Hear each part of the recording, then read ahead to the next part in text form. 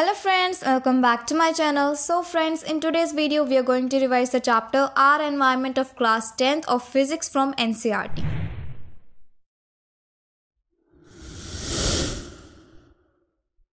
So friends, सबसे पहले हम अपने चैप्टर के नेम को ही समझते हैं दैट आर एनवायरनमेंट. तो एनवायरनमेंट क्या होता है? It is the sum total of everything around an organism, both living and non living. कोई भी ऑर्गेनिज्म है, कोई भी इंडिविजुअल है, उसके आसपास के जो भी एनवायरनमेंट में उसका यानी जो कि उसके सराउंडिंग्स हैं जहाँ पे लिविंग्स और नॉन लिविंग थिंग्स हमें दोनों ही देखने को मिलती है, तो वो उस सराउंडिंग को हम क्या कहते हैं? एनवायरनमेंट कहते हैं. तो हम अपनी सराउंडिंग के बारे में इस चैप्टर में जानने वाले हैं. तो इसका सबसे पहला जो टॉपिक आता है दैट इज इकोसिस्टम. अब इकोसिस्टम क्या होता है? It is a geographical area where all the living organisms interact with the non living surroundings. इसका मतलब क्या होता है? इकोसिस्टम एक वो एरिया होता है, एक वो जगह होती है जहां पर जो लिविंग ऑर्गेनिज्म है, जो कि चल सकते हैं, फिर सकते हैं, लाइफ प्रोसेसेस जो कैरी आउट करते हैं, वैसे ऑर्गेनिज्म जो हमारे नॉन लिविंग सराउंडिंग है, जो भी नॉन लिविंग चीज़ें हैं हमारी सराउंडिंग्स में, उनसे इंटरेक्ट जब करते हैं, उसका यूज़ करके जब वो अपनी लाइफ प्रोसेसेस को कैरी आउट करते हैं, तो वो क्या होता है? इकोसिस्टम होता है. ठीक है. अब इसके बहुत सारे कंपोनेंट्स भी हैं. अगर हम इसके कंपोनेंट्स की बात करें तो यहाँ पर दो कंपोनेंट्स आते हैं, बायोटिक एंड अबायोटिक कंपोनेंट्स. सबसे पहले अबायोटिक कंपोनेंट्स को समझते हैं. अबायोटिक क्या होता है? अबायोटिक वो कंपोनेंट्स होते हैं जो कि नॉन लिविंग सराउंडिंग से मिलकर बना हुआ था. यानी कि हमारी सराउंडिंग्स में जो भी नॉन लिविंग चीज़ें हैं जो कि लिविंग नहीं हैं, उन चीज़ों को मिला के हमारे पास क्या बनता है? अबायोटिक इकोसिस्टम बनता है. अब इसके एग्जांपल्स क्या क्या हो सकते हैं? इसके एग्जांपल हो सकते हैं फिजिकल फीचर्स, जैसे कि हमारा क्लाइमेट हो गया, सोइल हो गई, एयर हो गया, वाटर हो गया, रॉक हो गया. तो ये सारे क्या है? नॉन लिविंग थिंग्स हैं. ठीक है. तो ये हमारे इकोसिस्टम का एक कॉम्पोनेंट है. उसी तरह से हमारे पास बायोटिक कंपोनेंट्स होते हैं इकोसिस्टम के. बायोटिक कंपोनेंट्स क्या होते हैं? वो कंपोनेंट्स जो कि लिविंग होते हैं, राइट. लिविंग ऑर्गेनिज्म से बना हुआ जो इकोसिस्टम होता है वो होता है बायोटिक इकोसिस्टम. अब यहाँ पर जो हमारे लिविंग ऑर्गेनिजम्स हैं वो बहुत सारे टाइप्स के होते हैं. फर्स्ट होता है प्रोड्यूसर. प्रोड्यूसर यानी कि जो अपने आप अपने खाना प्रोड्यूस कर ले, जैसे कि green plants, blue green algae और कुछ बैक्टीरिया भी. So those organism that can make their own food through insoluble substances is known as producer. जैसे कि ग्रीन प्लांट्स, जैसे कि मैंने आपको पहले भी बताया, राइट. इन्हें हम ऑटोट्रॉफ्स भी बोलते हैं क्योंकि अपना खाना ये खुद ही बना सकते हैं with the help of sunlight और इनऑर्गेनिक सब्सटेंसेस जैसे कि वाटर और मिनरल्स. उसके बाद में हमारे पास आते हैं बायोटिक कंपोनेंट्स में कंज्यूमर्स. कंज्यूमर्स क्या होते हैं? कंज्यूमर्स वो ऑर्गेनिजम्स होते हैं, वो लिविंग ऑर्गेनिज्म होते हैं दैट आर डायरेक्टली और indirectly dependent on the producer for their food. यानी कि वो अपना खाना खुद नहीं बनाते, वो दूसरी चीज़ों से लेते हैं और डायरेक्टली हो चाहे इनडायरेक्टली वो प्रोड्यूसर्स पे ही डिपेंडेंट रहते हैं, यानी कि प्लांट्स पे ही डिपेंडेंट रहते हैं अपने खाने के लिए. अब यहाँ पर कंज्यूमर्स के भी फर्दर बहुत सारे टाइप्स हैं, जैसे कि फर्स्ट है हर्बीवोर्स.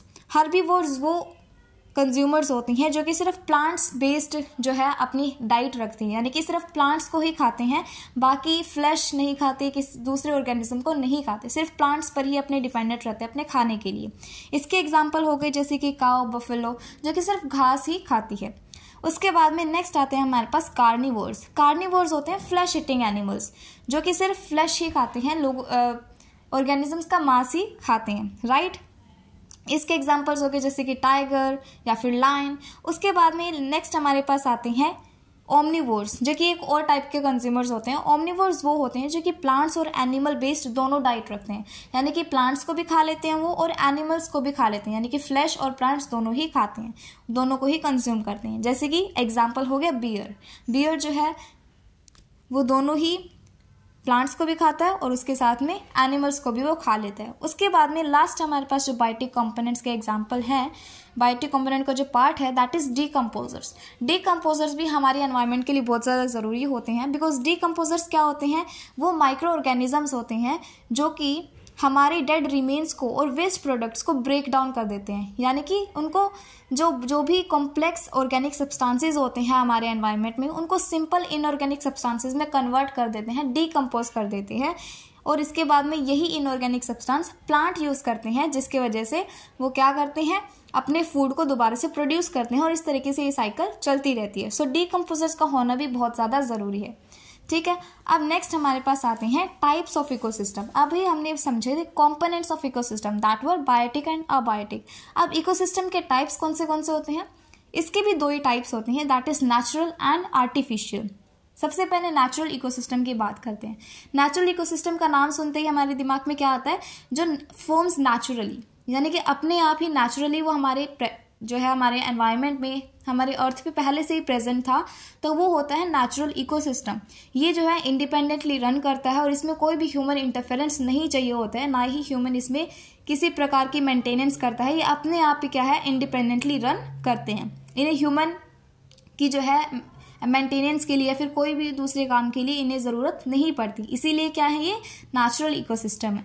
अब नेचुरल इकोसिस्टम के भी फर्दर 2 टाइप्स होते हैं, that is terrestrial ecosystem and second is aquatic ecosystem. Terrestrial ecosystem की बात करें तो इसे लैंड बेस्ड इकोसिस्टम भी बोला जाता है, क्योंकि टेरेस्ट्रियल यानी कि लैंड, जो कि लैंड पे रहने वाली ऑर्गेनिज्म की जो इकोसिस्टम होता है वो होता है टेरेस्ट्रियल इकोसिस्टम, जिसमें हमारे टाइप्स आ गए जैसे फॉरेस्ट, डेजर्ट, राइट, ये हमारे हो गए टेरेस्ट्रियल इकोसिस्टम। उसके बाद में हमारे पास आते हैं एक्वाटिक इकोसिस्टम, जो भी वाटर बेस्ड इकोसिस्टम होता है उसे बोला जाता है एक्वाटिक इकोसिस्टम, जैसे कि सी, ओशन इसके एग्जाम्पल हो गए। इसके बाद इकोसिस्टम के दूसरे टाइप को डिस्कस करते हैं, that is artificial ecosystem. Artificial ecosystem वो होता है जो कि मैन मेड होता है, यानी कि हम ह्यूमंस ही उस इकोसिस्टम को क्रिएट करते हैं, उसे बनाते हैं। ह्यूमन इंटरफेरेंस भी होता है इसमें और हमें इसकी मेंटेनेंस भी रखनी पड़ती है, क्योंकि यहाँ पर डिकम्पोजर्स नहीं होते हैं जो कि अपने आप से ही वेस्ट मैनेजमेंट कर लेते हैं, राइट। तो हमें खुद से ही इसकी सफाई करनी पड़ती है, जैसे कि हमारा एग्जाम्पल हो गई क्रॉप फील्ड, गार्डन, एक्वेरियम। ये ऐसी जगह होती हैं जो कि ह्यूमंस अपने आप बनाते हैं और वहाँ पर ऑर्गेनिजम्स को रखते हैं, तो अपना ही आर्टिफिशियल इकोसिस्टम बना लेते हैं, राइट। अब यहाँ पर एक क्वेश्चन आता है कि हम एक्वेरियम को क्लीन करते हैं लेकिन पॉन्ड्स या फिर लेक्स को क्लीन करने की हमें ज़रूरत नहीं पड़ती, तो ऐसा क्यों होता है?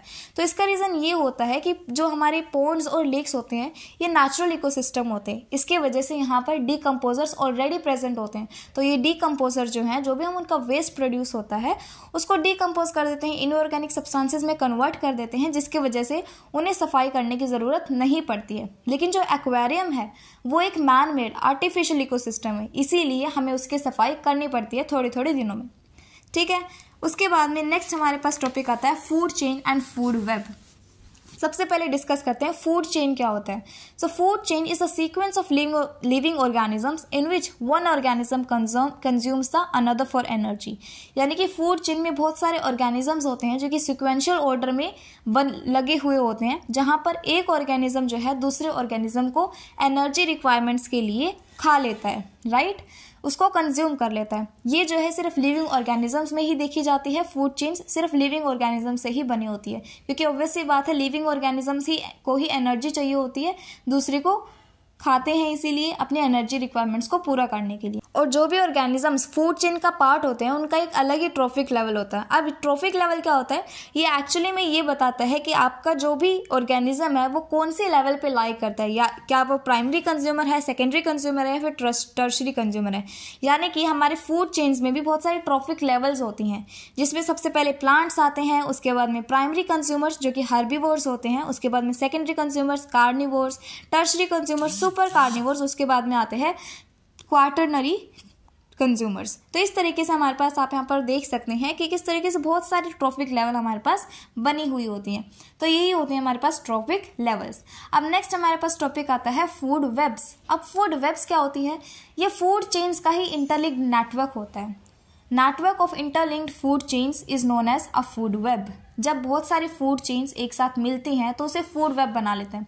अब फूड वेब क्यों बनता है, बिकॉज जितने भी फूड चेन्स होते हैं वो इंटरकनेक्टेड होती है। अब ये तो है नहीं कि अगर ग्रास होपर होगा तो उसे सिर्फ फ्रॉग ही खाएगा, ये भी तो हो सकता है कि उसे कोई स्नेक खा ले, उसको कोई और जो है ऑर्गेनिज्म खा ले। तो इसलिए क्या है कि एक ऑर्गेनिज्म को सिर्फ एक ही पर्टिकुलर ऑर्गेनिज्म नहीं खाता, उसके लिए बहुत सारे होते हैं जो कि उससे कंज्यूम करते हैं। इसीलिए जो बहुत सारी फूड चेन्स हैं वो इंटरकनेक्टेड हो जाती हैं, और ये इंटरकनेक्टेड जो नेटवर्क होता है फूड चेन्स का, यही क्या कहलाता है, फूड वेब कहलाता है।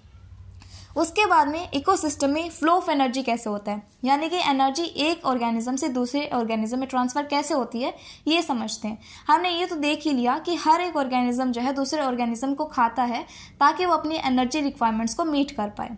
अब यहाँ पर किस तरीके से एनर्जी का फ्लो होता है वो समझते हैं। सबसे पहले हमें ये पता है कि इन एवरी फूड चेन जो एनर्जी है वो एक ऑर्गेनिज्म से दूसरे ऑर्गेनिज्म में पास होती है। अब जो भी हमारे ग्रीन प्लांट्स होते हैं वो क्या होते हैं, प्रोड्यूसर्स होते हैं, राइट। लेकिन उन्हें भी एनर्जी चाहिए होती है अपना खाना बनाने के लिए, तो वो अपना एनर्जी रिक्वायरमेंट कैसे पूरा करते हैं, सन की हेल्प से।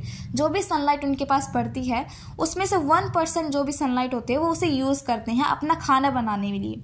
अब जो लाइट एनर्जी उनके पास पड़ी है उससे वो फूड एनर्जी में कन्वर्ट कर देते हैं, और उस फूड एनर्जी से जो है वो अपनी रिक्वायरमेंट्स को पूरा करते हैं, रिप्रोडक्शन की, ग्रोथ की, या फिर बहुत सारे बाकी जो काम होते हैं, ट्रांसपोर्टेशन का काम हो गया प्लांट्स में, तो उसके लिए वो यूज़ कर लेते हैं। लेकिन जो बाकी का 10% जो एनर्जी उसमें बचा हुआ होता है वही अगले लेवल के कंज्यूमर पे जाता है। यानी कि अब अगर इस प्लांट को जिसने 1% ऑफ एनर्जी को कंज्यूम किया उसे अगर एक दूसरा प्राइमरी कंज्यूमर खाएगा, दूसरा कोई ऑर्गेनिज्म आकर उसे खा जाएगा, तो उस कंज्यूमर की बॉडी में सिर्फ 10% ही एनर्जी पास होगा जितना उस ग्रीन प्लांट में था, उसका सिर्फ 10%।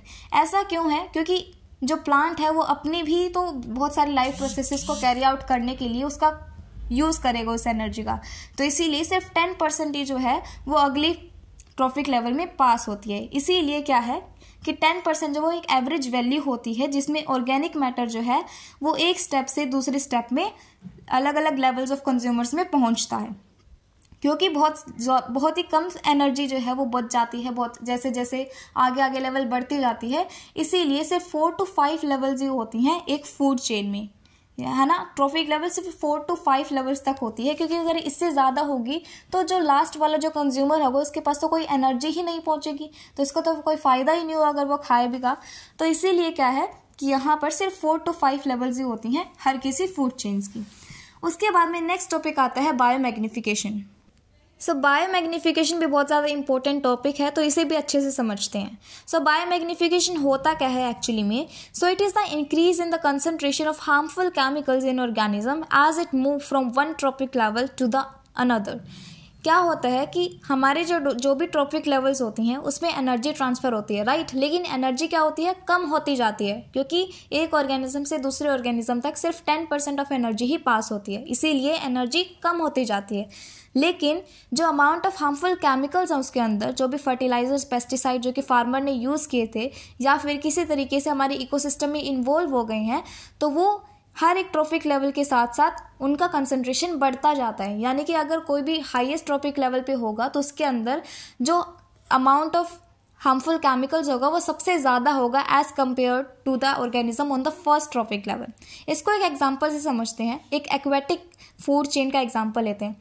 जैसे कि सबसे जो छोटे ऑर्गेनिजम्स होते हैं जिसको हम एक्वेटिक फूड चेन में इन्वॉल्व करते हैं वो होता है फाइटोप्लैंक्टन। अब जैसे सपोज करो कि फाइटोप्लैंक्टन ने थोड़ा सा कुछ ऐसा खाना खाया जिसमें क्या था, हार्मफुल केमिकल्स थे, तो हार्मफुल केमिकल्स जो है उसके अंदर जब चले गए होंगे तो इसकी वजह से क्या होगा, जो जू प्लैंक्टन उसे खाएगा तो उसके अंदर उसके डबल अमाउंट क्या हो जाएगा।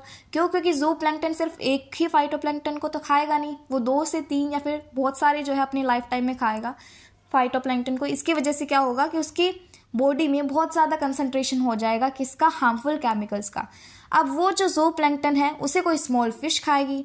अब स्मॉल फिश भी जो है बहुत सारे जू प्लैंक्टन को खाएगी, जिसकी वजह से उसके अंदर जू प्लैंक्टन से भी ज़्यादा हार्मफुल केमिकल्स हो जाएगा। इसी तरीके से उस स्मॉल फिश को कोई बड़ी फिश खाएगी और बड़ी फिश को ह्यूमंस खाएंगे, राइट। तो इसी तरीके से क्या होता है कि जैसे जैसे ऊपर ट्रॉफिक लेवल चलते जाते हैं हार्मफुल केमिकल्स का कंसंट्रेशन बढ़ता जाता है, और ह्यूमंस को क्या समझा जाता है कि हर किसी भी फूड चेन में वो हाईएस्ट ट्रॉपिक लेवल पर ही आते हैं। ह्यूमंस जो है उन्हें हाईएस्ट ट्रॉपिक लेवल पर समझा जाता है, इसीलिए क्या है कि उनमें सबसे ज़्यादा ही हार्मफुल केमिकल्स मिलते हैं। अब ये हार्मफुल केमिकल्स हमारे बॉडी में आते कैसे हैं, ये किस तरीके से हमारी बॉडी में आते हैं? उनका सबसे बड़ा रीज़न होता है केमिकल फर्टिलाइजर्स और पेस्टिसाइड्स, जो कि फार्मर जो है अपनी क्रॉप्स में यूज़ करते हैं, जिसके वजह से क्रॉप्स के अंदर तो वो जाते ही हैं पेस्टिसाइड्स वगैरह, और वो सीधा हमारे बॉडी के अंदर भी वॉश करने के बाद भी वो नहीं निकलते हैं, इसीलिए हमारी बॉडी में वो सीधा सीधा डायरेक्टली ही चले जाते हैं, एंटर कर लेते हैं। इसी तरीके से अगर जो भी इंडस्ट्रीज़ हैं वो अपना सारा हार्मफुल पोल्यूशन जो है, जो भी केमिकल्स हैं वो अगर सीधा पानी में डालती हैं तो सारा जो वेस्ट मटेरियल होगा, जो भी केमिकल्स होंगे उसे दूसरे ऑर्गेनिज्म खाएंगे, एक्वेटिक ऑर्गेनिजम्स। अब उनकी बॉडी में इस तरीके से कंसंट्रेशन बढ़ता जाएगा और लास्ट में क्या होगा, हमारे ह्यूमन के अंदर ही बायोमैग्निफिकेशन की वजह से सबसे ज़्यादा जो है कंसंट्रेशन हो जाएगा केमिकल्स का, राइट। अब इसके बाद में नेक्स्ट चलते हैं हमारे पास that is how do our activities affect the environment, कि हमारी एक्टिविटीज़ की वजह से हमारा जो एनवायरनमेंट है वो किस तरीके से ख़राब हो रहा है। इसका सबसे पहला जो एग्जांपल है, इसका सबसे पहला जो हमारे पास टॉपिक है that is depletion of ozone layer. क्या हो रहा है कि जैसे जैसे आपने सुना भी होगा कि ग्लोबल वार्मिंग बढ़ता जा रहा है, इसकी वजह से क्या हो रहा है कि ओजोन लेयर डिप्लीट हो रही है। अब ये ओजोन लेयर क्या होती है, कैसे बनती है, ये भी हम जानते हैं। तो ओजोन लेयर क्या होती है, वो ओजोन के मॉलिक्यूल से बनी हुई होती है। ओजोन के मॉलिक्यूल में 3 ऑक्सीजन एटम्स होते हैं। अब आप कहोगे कि 3 ऑक्सीजन एटम्स कैसे आए, वो मैं आपको समझाती हूँ।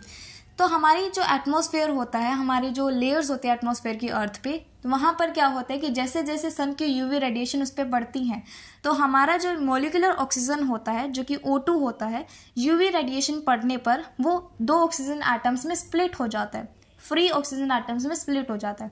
अब ये जो फ्री ऑक्सीजन है वो दूसरी ऑक्सीजन मॉलिक्यूल के साथ O2 के साथ रिएक्ट कर जाता है और साथ में क्या बना लेता है, O3। तो इस तरीके से ओजोन बन जाती है। यूवी रेडिएशन हमारे लिए बहुत ज़्यादा हार्मफुल होती है क्योंकि स्किन कैंसर, कैटरेक्ट और DNA डैमेज जैसी इफेक्ट्स जो है वो दिखा सकती है। लेकिन ओजोन जो है, जो कि यूवी रेडिएशन की वजह से ही बनी होती है, वो हमें प्रोटेक्ट करती है। लेकिन पिछले कुछ सालों से और specially in the years of 1980s क्या हो रहा था कि क्लोरोफ्लोरोकार्बन का जो अमाउंट था वो बढ़ता जा रहा था। CFC को रेफ्रिजरेटर्स में यूज़ किया जाता था, लेकिन उससे इतना ज़्यादा पोल्यूशन होता था, इतना ज़्यादा ग्लोबल वार्मिंग हो रहा था कि ओजोन लेयर जल्दी जल्दी डिप्लीट हो रहा था। इसकी वजह से क्या हुआ कि 1987 में यूनाइटेड नेशन एनवायरनमेंट प्रोग्राम ने, यानी कि UNEP ने ये फैसला सुनाया कि CFC की प्रोडक्शन पे बैन लगा देंगे, कि अब CFC प्रोड्यूस नहीं कर पाएंगे कोई भी अपने इंडस्ट्रीज़ में। इसकी वजह से क्या हुआ कि हमारी जो ओजोन लेयर का डिप्लीशन था वो कम हुआ, लेकिन अभी भी पोल्यूशन की वजह से ही जल्दी जल्दी डिप्लीट हो रही है। और अगर ये हट जाए ओजोन लेयर तो हमारी जो है, हम अब इस अर्थ पे नहीं रह पाएंगे, क्योंकि यूवी रेडिएशन इतनी ज़्यादा हार्मफुल होती है कि इससे हमें बहुत सारे साइड इफ़ेक्ट्स देखने को मिलेंगे। ठीक है, उसके बाद में लास्ट हमारे पास टॉपिक आता है दैट इज़ वेस्ट मैनेजमेंट। अब वेस्ट मैनेजमेंट कैसे करें? सबसे पहले हम जानते हैं कि वेस्ट के टाइप क्या क्या होते हैं। हमारे पास 2 टाइप के वेस्ट होते हैं, biodegradable and non biodegradable. Biodegradable waste वो होते हैं जो कि इजीली डिकम्पोज हो जाते हैं हमारे एनवायरनमेंट में। माइक्रो ऑर्गेनिज्म डिकम्पोजर्स उन्हें डिकम्पोज कर देते हैं, राइट। तो वो हमारी एनवायरनमेंट को इतना पोल्यूट नहीं करते हैं। लेकिन जो नॉन बायोडिग्रेडेबल सब्सटेंसेस होते हैं वो कुछ ऐसे सब्सटेंसेस होते हैं जो कि ब्रेक डाउन नहीं होते हैं, डिकम्पोजर्स का उन पर कोई जो है असर नहीं होता है, वो उसे डिकम्पोज नहीं कर पाते हैं। इसकी वजह से वो हमारे एनवायरनमेंट में मिलियंस ऑफ ईयर्स तक पड़े रहते हैं और हमारी एनवायरनमेंट को इसी तरीके से पॉल्यूट करते हैं। तो अब बायोडिग्रेडेबल और नॉन बायोडिग्रेडेबल दोनों ही पोल्यूशन करते हैं। अब आप कहोगे कि बायोडिग्रेडेबल कैसे पोल्यूशन करता है, तो इसका मैं आपको बताती हूँ। बायोडिग्रेडेबल क्या है कि हमारी अगर आसपास पड़ा रहेगा तो बायोडिग्रेडेबल को भी तो उसे कंपोस्ट बनने में, उसे डिकम्पोज होने में टाइम लगेगा, राइट। तो तब तक हमारे पास जब वेस्ट पड़े रहेगा तो उसमें से स्मेल आएगी, यानी बैड स्मेल आएगी, राइट। तो इसीलिए हमारे पास वो है पोल्यूशन दोनों ही टाइप के वेस्ट करते हैं। वेस्ट ही हो गया तो ऑब्वियस सी बात है वो पोल्यूशन करते हैं, लेकिन हम इसे वेस्ट मैनेजमेंट करके इसे रोक सकते हैं। क्या क्या करना चाहिए? सबसे पहली बात, कंपोस्ट बनाओ। कंपोस्ट यानी कि मैन्योर बनाना। जो भी बायोडिग्रेडेबल वेस्ट है जो कि इजीली डिकम्पोज हो सकता है, उसे एक लैंड में अंदर दबा दो। अब दबाने के बाद क्या है, वो डिकम्पोज हो जाएगा और वो मैन्योर में कन्वर्ट हो जाएगा, जिसे हम दोबारा से फर्टिलाइजर्स की जगह पर एक नेचुरल ऑर्गेनिक मैन्योर को यूज़ कर सकते हैं हमारी क्रॉप्स को ग्रो करने के लिए। ठीक है, उसके बाद में नेक्स्ट हमारे पास आता है लैंडफिल्स। लैंडफिल्स क्या होती हैं? यहाँ पर क्या है, बहुत लंबे, बहुत ही नीचे नीचे गड्ढे खोद दिए जाते हैं जहाँ पर बायोडिग्रेडेबल और नॉन बायोडिग्रेडेबल सभी वेस्ट को इकट्ठा करके ज़मीन के नीचे दबा दिया जाता है एक साथ बहुत सारी अमाउंट में। इससे क्या होता है कि एक जगह पर कम से कम जो हमारा वेस्ट है वो बिखरता नहीं है, एक जगह पर ही सेफली प्लेस रहता है, इसीलिए वो हमारे लिए हार्मफुल नहीं होता है। लेकिन हालांकि वो सोइल की फर्टिलिटी को और स्पेस तो कंटेन करता ही है। उसके बाद में नेक्स्ट आता है रिसाइकलिंग। रिसाइकलिंग में क्या है कि हमें जो है, हमने जो ऑलरेडी यूज़ कर लिया है उसी सामान को रीयूज़ करना चाहिए, उसको कुछ और बना के, उसे और ज़्यादा एफिशिएंट बना के, ताकि वो हमारे काम आ सके, उसे इस तरीके से रिसाइकल करना चाहिए। जैसे कि हमारे आयरन के मेटल्स हो गए, जिंक हो गया, तो ये हमारे जो भी मेटल्स हैं उनको रिसाइकल करना चाहिए। प्लास्टिक्स हैं, इनको भी नई नई चीज़ें बनानी चाहिए ताकि इन्हें हम फेंके ना और रिसाइकल कर लें, ठीक है। इसके बाद में लास्ट हमारे पास आता है इंसिनरेशन। इंसिनरेशन में क्या होता है, सभी बायोडिग्रेडेबल नॉन बायोडिग्रेडेबल वेस्ट को इकट्ठा किया जाता है और उसे बर्न कर दिया जाता है। बर्न करने के बाद जो ऐश प्रोड्यूस होती है उसे अलग अलग काम के लिए यूज़ किया जाता है। तो इस तरीके से हम जो है वेस्ट मैनेजमेंट कर सकते हैं।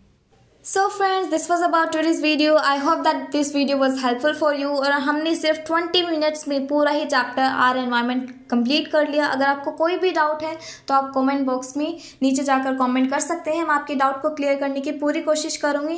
And don't forget to like, share and subscribe to my channel and see in the next video. Thank you for watching.